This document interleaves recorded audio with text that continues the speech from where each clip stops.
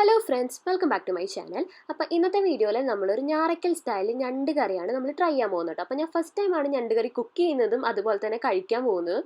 എൻ്റെ ഹസ്ബൻഡ് കഴിച്ചിട്ടുണ്ട്, ആൾക്ക് ഭയങ്കര ഫേവറേറ്റ് ആയിട്ട് ഒന്നാണ് ക്രാബ് കറി. ആളുടെ ആൻറ്റി നന്നായിട്ട് കുക്ക് ചെയ്ത് കൊടുക്കും കേട്ടോ. അപ്പോൾ ഞങ്ങൾ ആൻറ്റിയോട് റെസിപ്പിയൊക്കെ ചോദിച്ചു ഒരു ആഗ്രഹത്തിന് പോയി വാങ്ങിച്ചൊന്ന് ട്രൈ ചെയ്യാമെന്ന് വെച്ചു.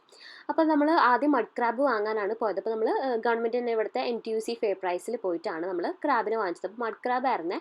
അപ്പോൾ നമ്മളായിട്ട് തന്നെ അതിനെ എടുത്ത് ആ കവറിലോട്ട് ഇടണം. അപ്പോൾ എനിക്ക് ഭയങ്കര പേടിയായതുകൊണ്ട് അതിൻ്റെ കാലൊക്കെ ഇങ്ങനെ അത് ഇളക്കുന്നതുകൊണ്ട് എനിക്ക് ഭയങ്കര പേടിയായതുകൊണ്ട് ഞാൻ ആ ദൗത്യം എൻ്റെ ഹസ്ബൻഡിനെ ഏൽപ്പിച്ചു കേട്ടോ. അപ്പോൾ ആളാണ് എടുത്ത് അതിനെ ഇട്ടത്. അപ്പോൾ നമ്മൾ ഒരു വിധത്തിൽ അതിനെ ഒന്ന് കട്ട് ചെയ്തു. യൂട്യൂബിൽ വീഡിയോ ഒക്കെ നോക്കിയിട്ടായിരുന്നു നമ്മൾ കട്ട് ചെയ്തത്. കാരണം ഞങ്ങൾക്ക് രണ്ടുപേർക്കും ഒരു ഐഡിയ ഇല്ലായിരുന്നു. അങ്ങനെ ഒരു വിധത്തിൽ കട്ട് ചെയ്ത് നമ്മളൊരു ചട്ടിയിൽ, മീനൊക്കെ വെക്കുന്ന ചട്ടിയിൽ തന്നെ നമ്മൾ കുറച്ച് കുടംപുളിയും കുറച്ച് വെള്ളം ഒഴിച്ച് ജസ്റ്റ് ഒന്ന് തിളപ്പിച്ചതിന് ശേഷം ആ കട്ട് ചെയ്ത പീസസൊക്കെ അതിലോട്ട് ഇട്ട് കൊടുത്തിട്ടുണ്ട്. അപ്പോൾ നമ്മൾ ലോ ഫ്ലെയിമിൽ ഇട്ടിട്ടാണ് വെച്ചിരിക്കുന്നത്. അപ്പോൾ പതുക്കെ പതുക്കെ തിളച്ച് വരുമ്പോൾ തന്നെ അതിൻ്റെ ആ ഒരു വെള്ളത്തിൻ്റെ നമ്മൾ വെള്ളം തിളച്ച് വരുമ്പോൾ അതിൻ്റെ കളർ ഒന്ന് മാറി ഒരു വൈറ്റ് വെള്ള ഒരു ലിക്വിഡി ടൈപ്പ് ഇതിലോട്ടായിട്ട് മാറി കിട്ടും കേട്ടോ. അപ്പോൾ പതുക്കെ പതുക്കെ തിളയ്ക്കുമ്പോൾ അപ്പം നിങ്ങൾ ഇത് കുക്ക് ചെയ്യുമ്പോൾ ഒരു ലോ ഫ്ലെയിമിൽ ഇട്ട് വെച്ചാൽ മതി. ഒരിക്കലും ഹൈ ഫ്ലെയിമിലൊന്നും ഇട്ട് വെക്കണം. എപ്പോഴും കറി എപ്പോഴും വളരെ ലോ ഫ്ലെയിമിലൊക്കെ ഇട്ട് പതുക്കെ കുക്ക് ചെയ്ത് വരുന്നതിനാണ് കേട്ടോ ടേസ്റ്റ് കൂടുതൽ. അപ്പോൾ ഇതേ പതുക്കെ അത് തിളച്ച് വരുന്നുണ്ട്. അപ്പോൾ പതുക്കെ പതുക്കെ അതിൻ്റെ കളർ ചെറുതായിട്ട് മാറുന്നുണ്ട് കേട്ടോ. ആ വെള്ളയിൽ നിന്ന് ചെറുതായിട്ട് കളറൊന്ന് മാറുന്നുണ്ട്. അപ്പോൾ അതിങ്ങനെ തിളച്ചുകൊണ്ടിരിക്കുകയാണേ. ഇനി നമ്മൾ ഇപ്പോൾ അത് തിളച്ച് കുറച്ചൊന്ന് വറ്റി വന്നപ്പോഴേക്കും അതിൻ്റെ കളർ വീണ്ടും മാറി ആ വെള്ളയിൽ നിന്നൊരു ഒരു ഡാർക്ക് കളറായിട്ടുണ്ട്. അപ്പോൾ അത്യാവശ്യം ഇത് കുക്കായിട്ട് വന്നിട്ടുണ്ട്. നമ്മുടെ ക്രാബിൻ്റെ മീറ്റൊക്കെ അത്യാവശ്യം കുക്കായിട്ട് വന്നിട്ടുണ്ട്. ഇനി നമ്മൾ ചെയ്യാൻ പോകുന്നത് വേറൊരു പാനിലോട്ട് കുറച്ച് എണ്ണ ഒഴിക്കുകയാണ്. കുറച്ച് എന്ന് പറഞ്ഞാൽ കുറച്ച് എണ്ണ, അതിലോട്ട് കുറച്ച് സൺഫ്ലവർ ഓയിലാണ് എടുത്തിരിക്കുന്നത്. ഇനി അതിലോട്ട് കുറച്ച് എന്താ പറയുക, വെളുത്തുള്ളി അതുപോലെ തന്നെ ഇഞ്ചി ചെറുതായിട്ട് കട്ട് ചെയ്തിട്ട് ഇട്ട് കൊടുത്ത് വെക്കുകയാണ്. അപ്പോൾ അളവൊക്കെ ഞാൻ താഴെ ഡിസ്ക്രിപ്ഷൻ ബോക്സിൽ കൊടുക്കാവേ. എന്നിട്ട് നന്നായിട്ട് അതിലോട്ട് കുറച്ച് സവാളയും കൂടി ഇട്ട് നന്നായിട്ടൊന്ന് വഴറ്റി കൊടുക്കുകയാണ്. അപ്പോൾ സവാള പെട്ടെന്നൊന്ന് വഴന്ന് വരാൻ വേണ്ടിയിട്ട് നമുക്ക് അതിലോട്ട് കുറച്ച് ഉപ്പും കൂടി ആഡ് ചെയ്ത് കൊടുക്കാം. അപ്പോൾ ഉപ്പും കൂടി ഇട്ടിട്ട് കഴിഞ്ഞാൽ പെട്ടെന്ന് ആയിക്കോളുമല്ലോ. പക്ഷേ ഞങ്ങൾ ലോ ഫ്ലെയിമിൽ ഇട്ടിട്ടാണ് ഇതൊക്കെ ചെയ്തത്. അപ്പോൾ നന്നായിട്ട് അതൊന്ന് ഇളക്കി കൊടുക്കട്ടെ. ഇനി നമുക്ക് അതിലോട്ട് കുറച്ച് പച്ചമുളകും അതുപോലെ തന്നെ കുറച്ച് കറിവേപ്പിലയും കൂടി ഇട്ട് വീണ്ടും നന്നായിട്ടൊന്ന് വഴറ്റി കൊടുക്കുക. അപ്പോൾ കറിവേപ്പില എത്രത്തോളം ഇടുന്ന അത്രത്തോളം ടേസ്റ്റാണ് കേട്ടോ, സത്യം പറയാം, നല്ല ടേസ്റ്റാണ്. അപ്പോൾ വീണ്ടും നന്നായിട്ടൊന്ന് വഴറ്റി കൊടുക്കാം.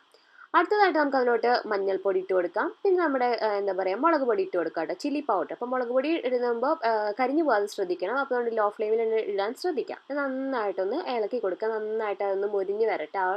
നമ്മുടെ മസാലപ്പൊടികളൊക്കെ നന്നായിട്ടൊന്ന് മൊരിഞ്ഞ് വരട്ടെ. അതിനുശേഷം നമുക്ക് അതിലോട്ട് കുറച്ച് തക്കാളി ആഡ് ചെയ്ത് കൊടുക്കാം കേട്ടോ. അപ്പോൾ ഞാനിവിടെ ഒരു ചെറിയ തക്കാളിയാണ് എടുത്തിരിക്കുന്നത്. അത് നന്നായിട്ടൊന്ന് കട്ട് ചെയ്തതിന് ശേഷം അതും കൂടി ഇട്ട് നന്നായിട്ടൊന്ന് വഴറ്റി കൊടുക്കുക. അപ്പോൾ നമ്മുടെ തക്കാളി നല്ല പേസ്റ്റ് പോലെ ആയിട്ട് കിട്ടണം, നന്നായിട്ടൊന്ന് ഉടഞ്ഞ് കിട്ടണം. അതിന് വേണ്ടിയിട്ട് ഞാൻ അപ്പോൾ ഒന്ന് അടച്ച് വെച്ചിട്ട് ജസ്റ്റ് ഒന്ന് വേവിക്കുവാണേ.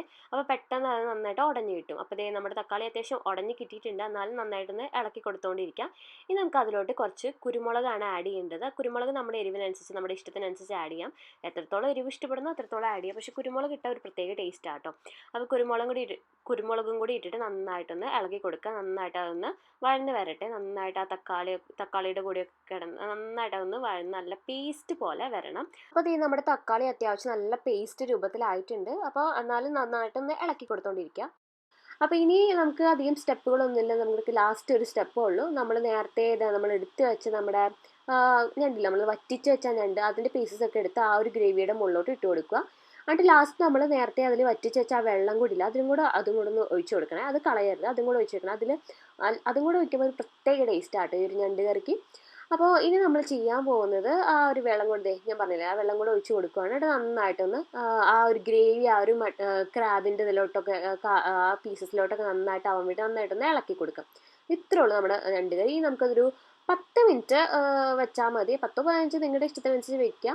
10 മിനിറ്റ് വെച്ചിട്ട് ഒന്ന് അടച്ച് വെച്ച് വേവിക്കുന്നതാണെങ്കിൽ കഴിഞ്ഞാൽ കുറച്ചും കൂടെ നല്ലതായിരിക്കും. അല്ലെങ്കിൽ നോർമലി ഉള്ള പോലെ തന്നെ ലോ ഫ്ലെയിമിലിട്ട് നന്നായിട്ട് ആ ഗ്രേവി ഇടയ്ക്കൊക്കെ ഒന്ന് അതിൻ്റെ മുകളിലോട്ട് ഒന്ന് ഇളക്കി കൊടുക്കുക കേട്ടോ.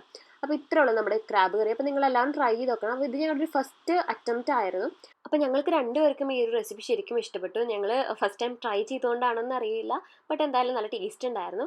അതിനുശേഷം എനിക്കാണെങ്കിലും ശരിക്കും ഇഷ്ടപ്പെട്ടു. ഞാനങ്ങനെ ക്രാബൊന്നും കഴിക്കാത്ത ആളാണ്. ഞാൻ ഫസ്റ്റ് ടൈമാണ് ട്രൈ ചെയ്തത്, പക്ഷേ എനിക്കും ഇഷ്ടപ്പെട്ടു.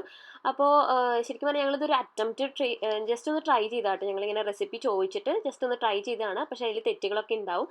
അപ്പോൾ ശരിക്കും ഇപ്പോൾ ഞാറയ്ക്കൽ സ്റ്റൈലിലുള്ള റെസിപ്പി അറിയുന്നവർ ജസ്റ്റ് കമൻസിലൊന്ന് പറയട്ടെ. എന്തെങ്കിലും ഞങ്ങളുടെ ഭാഗത്തുനിന്ന് മിസ്റ്റേക്സ് ഒക്കെ വന്നിട്ടുണ്ടെങ്കിൽ ഒന്ന് പറയാം.